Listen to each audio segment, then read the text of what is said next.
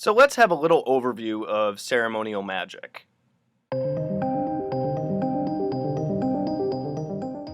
So my energy's feeling pretty good today. I actually worked half day and I am in between one job and the other.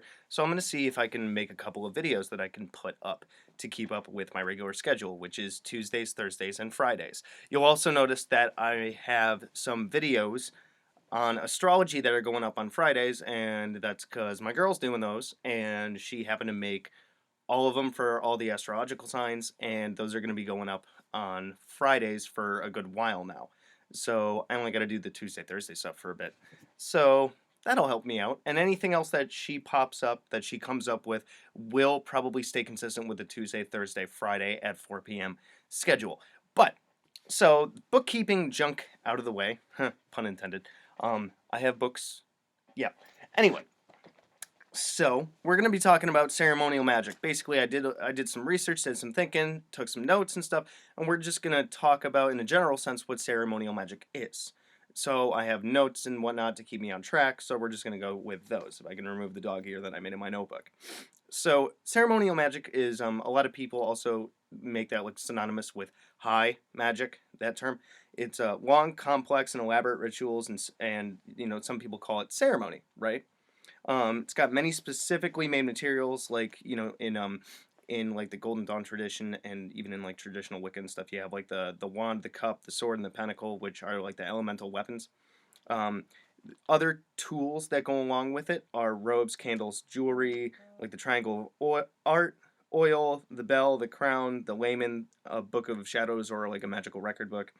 Um, Certain herbs, incenses, the day that rituals are performed, and the timing is also important, and also the season that you do stuff in can be of importance.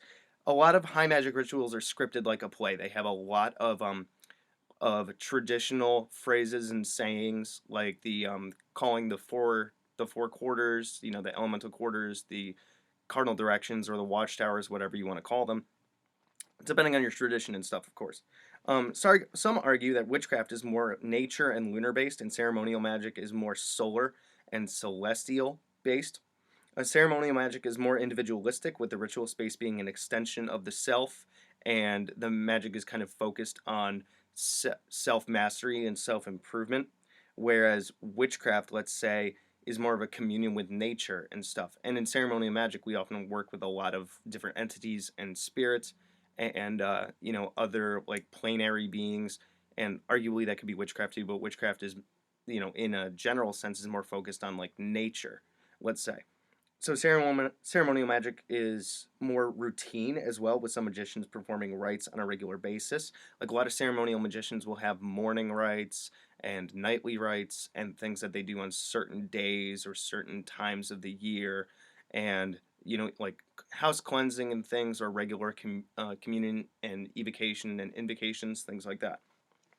So the Llewellyn definition of ceremonial magic I did actually find kind of interesting. The object of ceremonial magic is to stimulate the senses, to power up the emotions, and firmly conceptualize the purpose of the operation, which is to create a transcendent experience to unite personality with divine self. To this end, rituals, symbols, clothing, colors, incenses, sound, dramatic invocations, and sacraments are selected with established correspondences of one thing to another to transport the magician to a mystical reality. Now, if actually reading that statement, that really made me think of my book Magical Theater, the blue one up there on what I would believe is your left, because this is kind of reflective when I'm doing this recording thing. So, because in Magical Theater I go on and on about how to construct your ritual space and exactly what to do in every aspect of ritual to bring you into that transcendental space, mentally and physically. So we're going to keep going with the notes and whatnot here. So another source defines ceremonial magic as the art of invoking and controlling spirits by a specific application of certain formulae. Like I said, a lot of these things are scripted, like a play, where there's certain things that have to be done either over time or in a certain order or both, to create that environment for the attainment of a certain goal, whether it's changing something, um, inner or outer, or creating the correct space to allow the invocation or evocation of an entity to communicate with them. So one of the analogies I came up with is witchcraft is kind of an art, and ceremonial magic is kind of a science.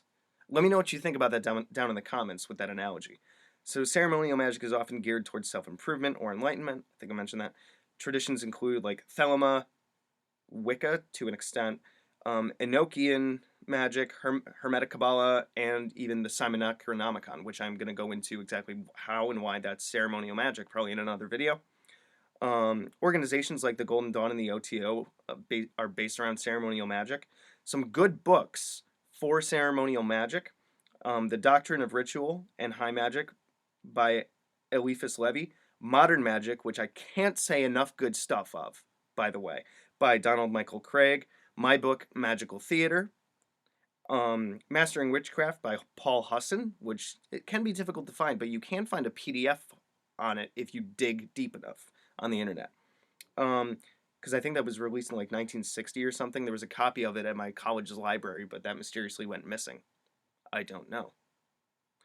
The Complete Golden Dawn System of Magic by Israel Regardie, and also these three books by Christopher Penkzak are fantastic. The Temple of Inner Witchcraft, the Temple of Outer Witchcraft, and also the Temple of High Witchcraft. All of those books are really good, in my opinion, for learning about ceremonial magic. So yeah, that's ceremonial magic in a nutshell. As you guys know, I kind of like to make a lot of these videos, short and sweet and have an overview of things just to generate some conversation and some discussion in between you guys, either in the comments or in my email or in any form of my social media, which you can find the links and the information about that either down below or at my little end title card thingamajig, which is going to play after this. So, any questions, comments, complaints, concerns, issues, let me know down in the comments. You can always shoot me an email. You can find the email at the end of this video or in the description. And yeah, let me know what you think. Good hunting. Thanks for watching my video. So if you want to check out my playlists, I have, among others, the Simon Necronomicon, the Tree of Life, General Magic, Tulpamancy, a playlist on my books, the elements, stones, the theories that govern magic, and the gods and goddesses of Mesopotamia. If you want to check out my books on Amazon, I have Creating Consciousness, Magical Mechanics, Magical Theater, Handy Sigil Magic, and The Guide to the Spheres and Beyond. You can also find me on Facebook at Magickology YT. You can email me at priestofthenecro@gmail.com, and you can even check out my Instagram, which is Magickology. And good hunting.